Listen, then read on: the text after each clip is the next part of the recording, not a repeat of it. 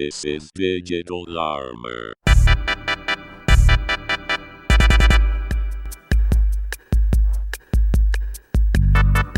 Hello everyone, thanks so much for tuning in. So I'm Tim, this is Digital Armor, channel all about all things nerdy really, and today it's all about White Dwarf, and this is issue number 463. Just came out to subscribers, certainly yesterday, so I've taken the shrink wrap off and had to flip through already, just so that I don't appear like a complete idiot, being caught out by things surprising me. Anyway, just quickly before we flip the cover and delve into what's inside, if you'd be ever so kind enough to hit that subscribe button and smash that thumbs up button if you haven't already. Both would really help the channel, and yeah, all good. So anyway, let's flip over. So we just got a little bit of an introduction, and it's all about Golden Demon. Obviously there was not much of a chance for that to happen in recent times, so they just go over some of the stuff that we're going to see later in the issue.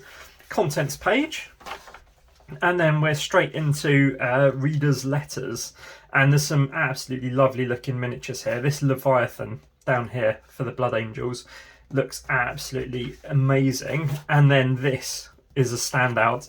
This Flying Hive Tyrant, it's got like plague drone wings, it's got all sorts on it, and that paint job is absolutely crazy. So yeah, I loved flipping over the page to see that, and yeah, let me know what you think about it down in the comments, if you think it's a bit too garish or what. I absolutely love it, like the stippling effect, so cool.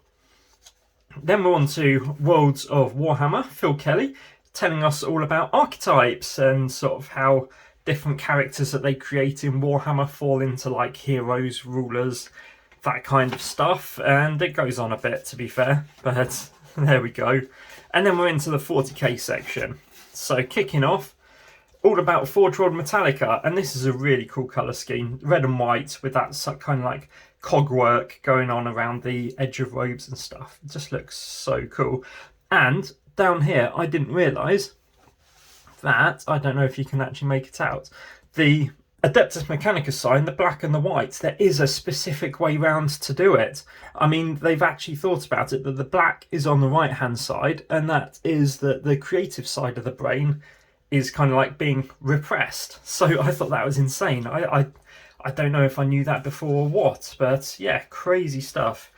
Anyway, this article goes on in some detail about it. It's got a great little paint section here as well. Really enjoying that, even though sort of the Mechanicus stuff came out a little while ago. It's always nice to have a recap. And then yeah, it goes into some painting and converting as well. These models here, so nice. Really like them. Moving on, this is so cool, the Macrocarid Explorator.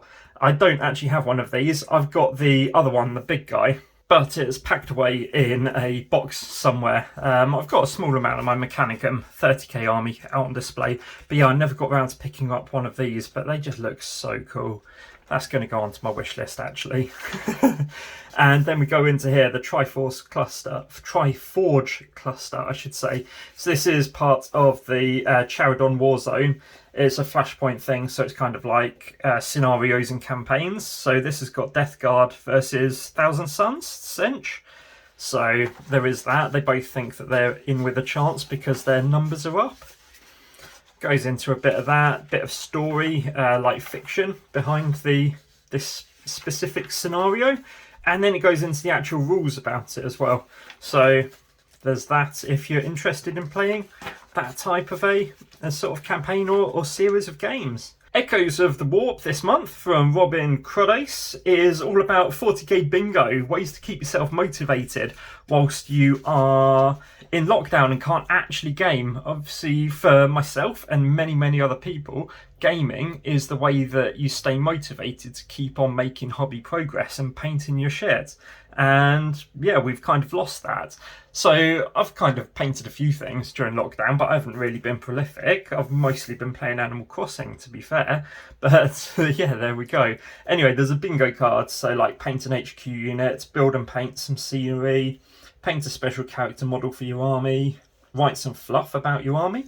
All kinds of stuff basically just keep you motivated. It was a really interesting, sort of sweet little article.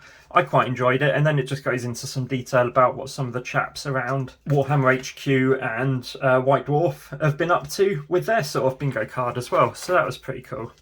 So this was Golden Demons. So they invited some recent winners to do a challenge all about Faith Under Fire was the theme, and then people could do whatever they wanted with it. So there's some quite nice dioramas and stuff.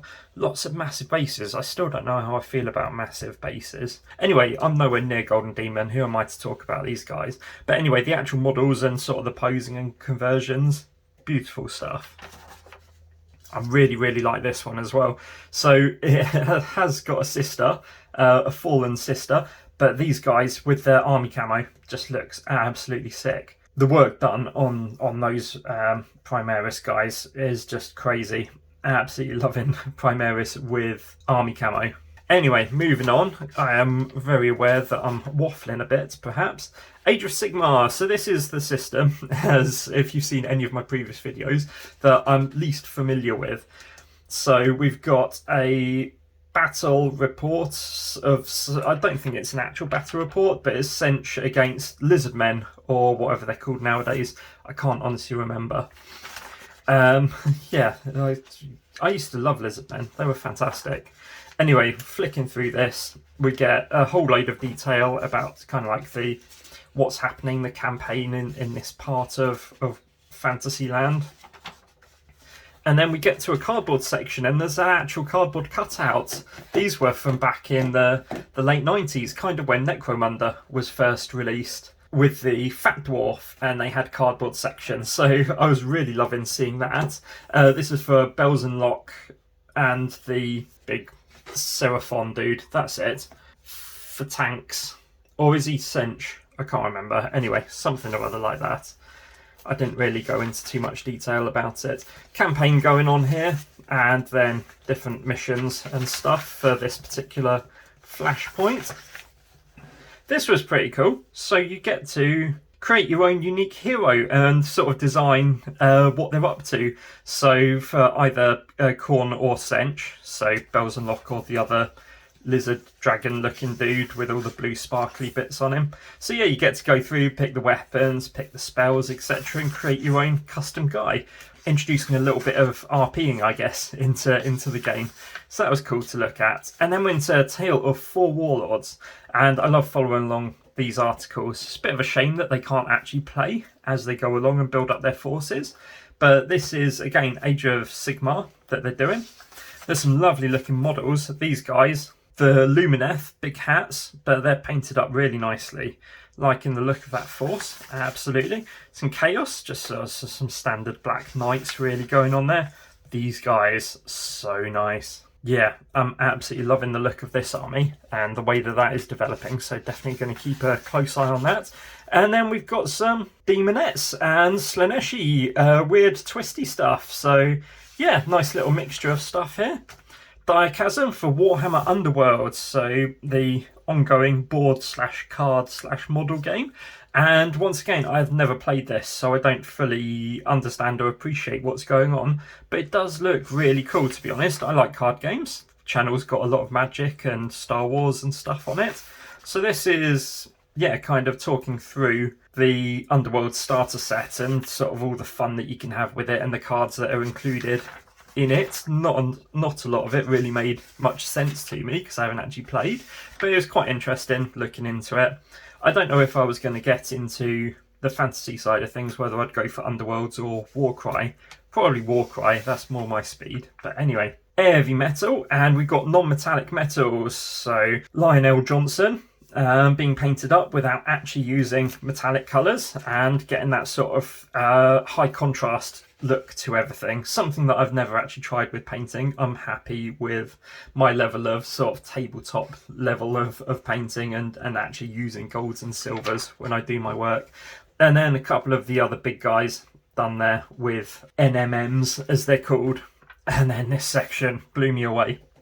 Adeptus Titanicus, so glad that they are still showcasing this in here. So we have got my boys, these are not actually my boys. This is just the Legio that I'm doing. So Praesagius and Knight House Vaughan.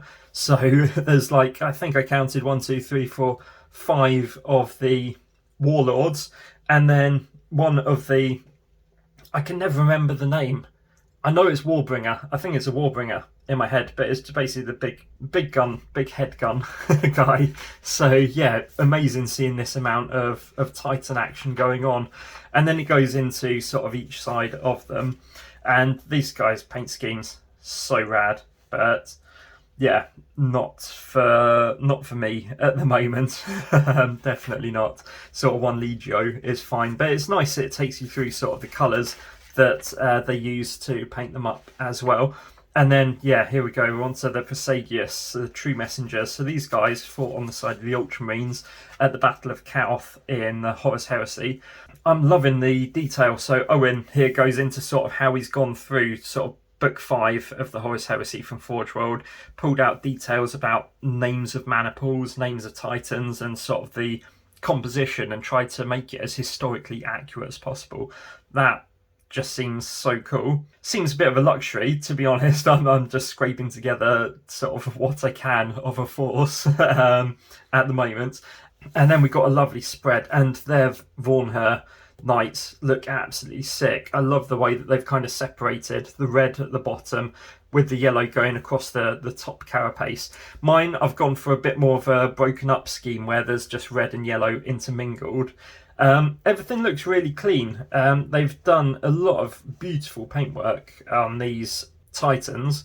However, they're looking very, very polished rather than sort of scrabbly, war-torn, Cowth, everything's fucked kind of vibe. So yeah, I mean, it's really nice. I'd love to be able to paint that cleanly. Quite often, my liberal application of Agrax Earthshade is down to a less than perfect paint job. It hides a multitude of sins. Then we're on to Necromunda. So like my two favourite games currently at the moment at the back of the magazine, so really pleased to see this. And this was 3 scenarios of hangers-on, so ammo jacks, doctors, and something else I can't remember. But yeah, some fun little scenarios to play through. You have to rescue some fallen fighters from your gang or something like that. In this one, it's something to do with dome runners, and then this one over here is to do with ammo jacks as well, so that's going to be fun once we can get up and playing as well, working through those. Liber Xenologis, something like that. It's a new book basically covering all kinds of background of a load of the different races of the 40k universe. Presumably it's not 30k, not Sigmar. It's got a Zotes down here. Zotes are a classic from back in the Rogue Trader day. So that was cool to see that they're still being recognised. Absolutely love the Guardian drones from the Blackstone Fortress. Big picture of fancy dude. He's got a powerful moustache. And all kinds of other beasts and gribblies and things. And then this stunning piece of artwork. Absolutely love this. It helps that I really enjoy the Genestealer cult. They are a army that's had my heart since my 2nd edition days. Their little list in the back of the old Tyranid Codex. But that artwork is absolutely stunning. I'd actually quite like to have that as a piece to hang on my wall. Then we're moving on. Bit of modelling for Middle-earth with BILBO'S Trolls. And this sticking gravel and general debris and shit on top of models is something that we're going to be seeing shortly from when I do my Necrons. And I know I keep saying it, but there is going to be a live stream at some point, and I'm going to build Necrons. And you can see over here, I've got Necrons now. Unboxing coming soon. I know it's old, but I'm playing catch up. So there is going to be a stream where I build that and then gribbly it all up. So that was cool. We got a story at the back from the Black Library.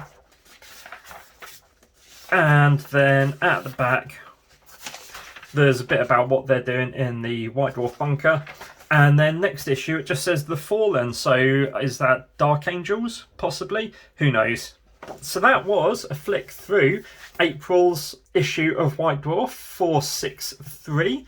So I hope you enjoyed that. Hopefully that made a bit more sense with me actually pre-reading rather than just rambling as a first look.